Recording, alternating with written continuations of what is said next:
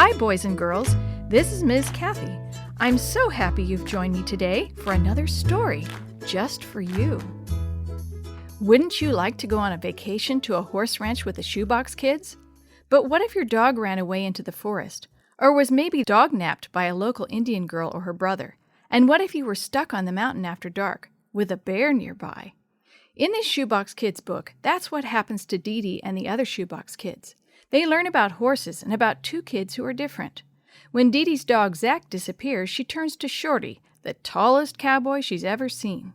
While Shorty helps the Shoebox Kids learn to ride and handle horses, they help Shorty learn more about the kind of friend Jesus can be. When an accidental meeting with a bear leaves them stranded on the mountain, the Shoebox Kids learn that even when you think you know someone, you can be surprised. And when you judge someone, you might be making a big mistake. But can they find their way back down the mountain? Chapter 1. A Vacation Adventure. "Come here, Zack. Jump in," DeeDee called.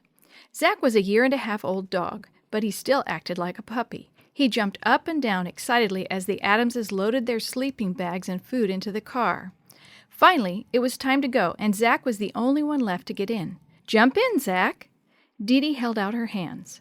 Zack was so excited that he spun around in a circle before he jumped into the car and sat down on the seat beside DeeDee.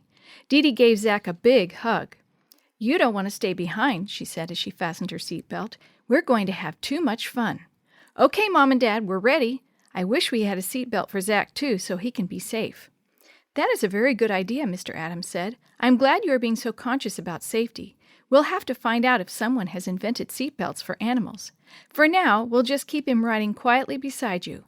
We can also ask Jesus to keep all of us safe on our vacation." DeeDee and her mom and dad held hands while Mr. Adams prayed.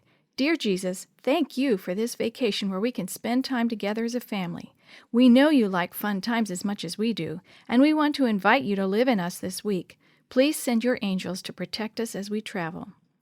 DeeDee gave her dad's hand a tight squeeze. "Oh, and please take special care of Zack, too." "Thank you, Daddy," DeeDee said when she opened her eyes. Mr. Adams smiled. "You're welcome, DeeDee."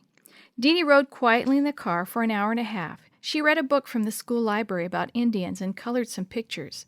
Zack slept curled up in the seat beside her. She listened once in a while to Mom and Dad as they talked about the exciting vacation they were going to have in the mountains.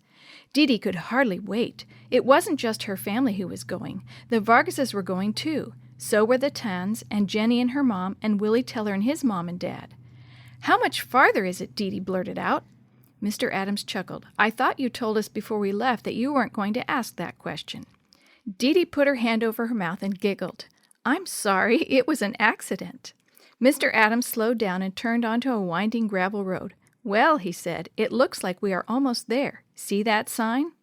DeeDee peered out the window at a sign that read, "Wild Horse Mountain Retreat, 12 miles. Zack woke up when he heard the gravel crunching underneath the tires and licked DeeDee on the cheek. "See, Zack," DeeDee said, "only 12 more miles to go." DeeDee saw a cloud of dust ahead of them. "It looks like someone is just ahead of us," she said. A few minutes later, they drove around a corner right behind the Vargas' station wagon. "That's Maria and Chris's car!" DeeDee shouted. "It sure is," Mrs. Adams said. DeeDee quickly packed her Indian book and coloring books into her backpack and petted Zack. "We're almost there, Zack. You're going to have so much fun, too." Then she whispered into Zack's ear, "Don't you go running off and get lost in the mountains either, or I might never find you."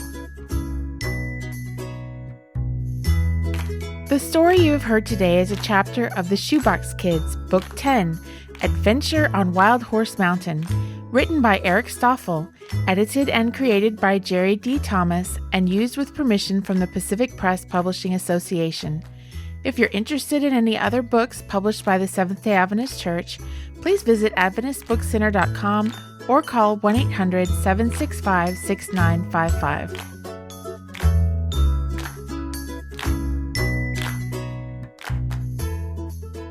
This podcast is a production of the Carolina Conference of the Seventh-day Adventist Church.